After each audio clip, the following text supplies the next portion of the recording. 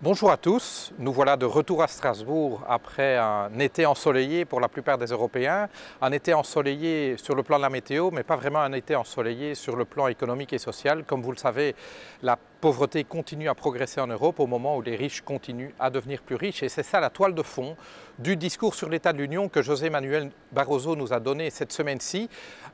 Probablement son dernier discours sur l'état de l'Union, enfin je ne veux pas penser que même le PPE, son propre parti, le représente comme candidat président de la Commission pour un troisième terme de 5 ans. Ce discours a été essentiellement un discours d'autosatisfaction. Arrêtons de faire de l'europessimisme, j'attends de tous les pro-européens de se rassembler. Il ne s'agit pas d'un débat droite-gauche, il s'agit de défendre l'Europe, la construction européenne, etc., etc. Un plaidoyer pro-domo où il défend finalement les réalisations de l'Union européenne. Alors loin de moi de dire que l'Union européenne ne fait rien de bien, et je fais souvent écho dans ces chroniques vidéo des progrès que nous faisons au niveau européen, n'empêche. Un fait est certain, comme je vous le disais au début, pendant le mandat de José Manuel Barroso, pendant cette législature-ci, les pauvres sont devenus à la fois plus nombreux et plus pauvres en Europe. Et figurez-vous que les 1% les plus riches, sont devenus plus riches. Autrement dit, les politiques qui sont menées en Europe aujourd'hui, que ce soit dans les États membres ou par l'Europe des 28, avec donc l'appui des 28 gouvernements, sont des politiques qui marchent pour certains, pas pour tous. Pas un mot de tout cela dans le discours de José Manuel Barroso, comme si tout cela appartenait à un autre monde. Autrement dit, je pense qu'un discours comme celui que nous avons entendu est en fait un très puissant carburant, non pas pour les pro-Europe, si on pouvait mettre dans le même sac tous ceux qui plaident pour plus d'intégration européenne, ce que je ne pense pas être le cas, c'est plutôt un discours qui encouragera les eurosceptiques et on les comprend.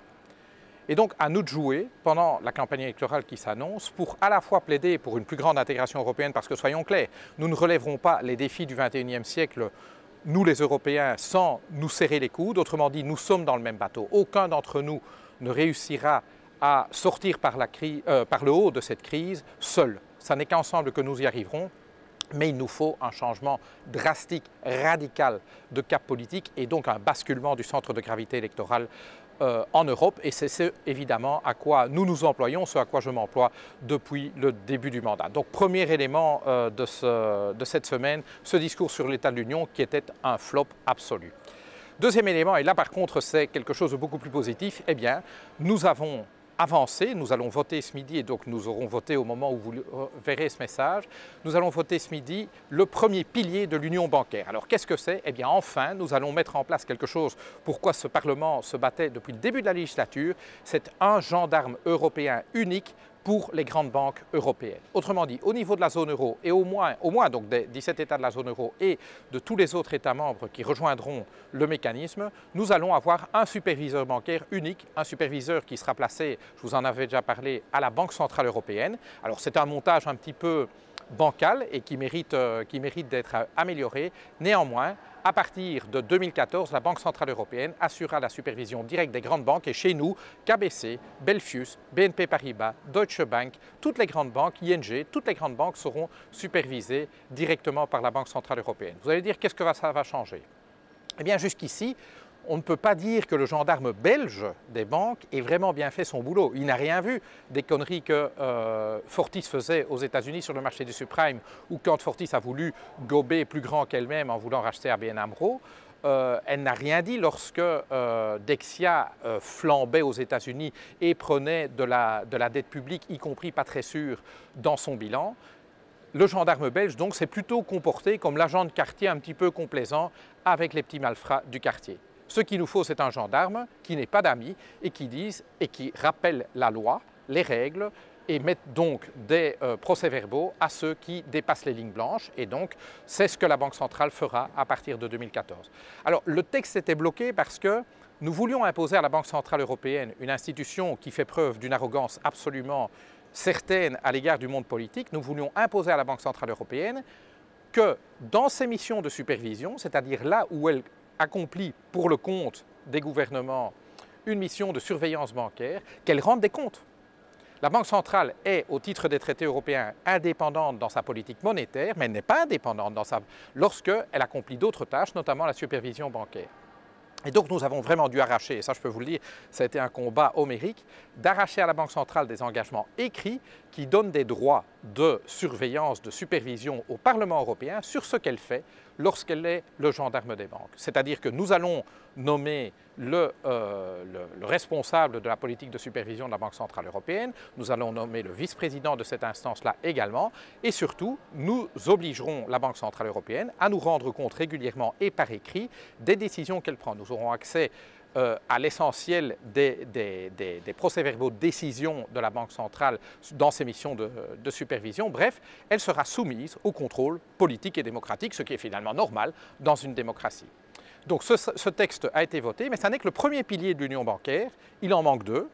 Le deuxième, c'est un système européen de gestion des crises bancaires. Autrement dit, comment est-ce que ces banques que nous supervisons ensemble, sommes-nous capables, lorsque nous observons qu'elles sont en situation de grande détresse, voire qu'elles doivent être liquidées, sommes-nous capables de gérer ces crises ensemble? Il serait évidemment insensé qu'on ait une sorte de gendarme fédéral, mais que ce soit la police locale qui s'occupe de finalement résoudre les problèmes. Et donc, il nous faut aussi une forme de police fédérale pour régler les problèmes des banques et donc les restructurer. Alors là-dessus, le texte a été déposé par la Commission en juillet et les discussions politiques ont commencé cette semaine-ci. Je sors en fait de cette réunion-là. Ça risque d'être également une discussion assez difficile puisqu'évidemment, un des éléments cruciaux du système, c'est un fonds européen de résolution des crises bancaires. Autrement dit, lorsqu'une banque doit être restructurée ou fait faillite, eh bien, il faut de l'argent pour financer la restructuration ou organiser la faillite. Cet argent viendrait d'un pot commun et on entend déjà, venu d'Allemagne, des messages comment du bon argent allemand pourrait être utilisé pour restructurer des banques espagnoles, vous n'y pensez pas. Et donc vous voyez que là, on va avoir un nœud assez difficile à résoudre.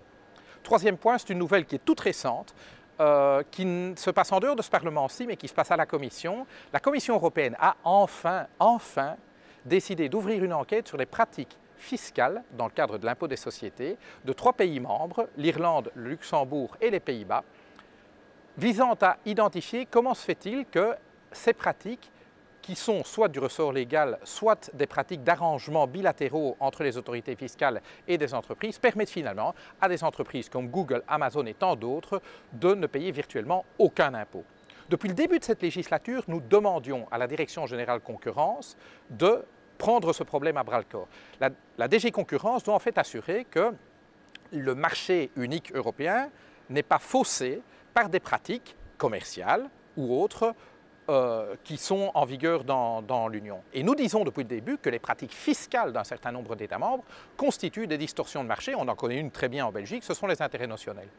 Et curieusement, la Direction générale concurrence, qui est tout à fait indépendante dans l'exécution de sa mission, donc nous n'avons pas le droit de lui donner des injonctions au Parlement européen, traînait, enfin répondait oui, c'est peut-être un sujet, mais enfin on n'en est pas sûr. Et il faut arriver donc à 8 mois des élections européennes pour que le commissaire Almunia, un socialiste, je le souligne au passage, décide de prendre le problème à bras-le-corps et d'ouvrir une enquête. Alors, mieux vaut tard que jamais, on aurait voulu que ça arrive plus tôt, mais enfin réjouissons-nous qu'enfin on considère que c'est un véritable sujet et surtout espérons que cette enquête débouche sur des mesures concrètes et très franchement, elles doivent dépasser les 3 pays dont on parle. Ce sont 3 pays dont on parle souvent, mais comme je vous le disais au sujet de la Belgique et des intérêts notionnels, nombreux sont les pays européens qui ont dans leur droit fiscal des véritables petits paradis fiscaux et c'est à ça qu'il faut mettre fin. C'est ce fameux traité de désarmement fiscal auquel les Verts plaident depuis des années et donc ce sera un des éléments de notre campagne européenne à venir. Et donc rendez-vous dans un mois. En octobre, nous aurons 2 sessions. Vous aurez donc 2 messages de cette nature-ci. À bientôt.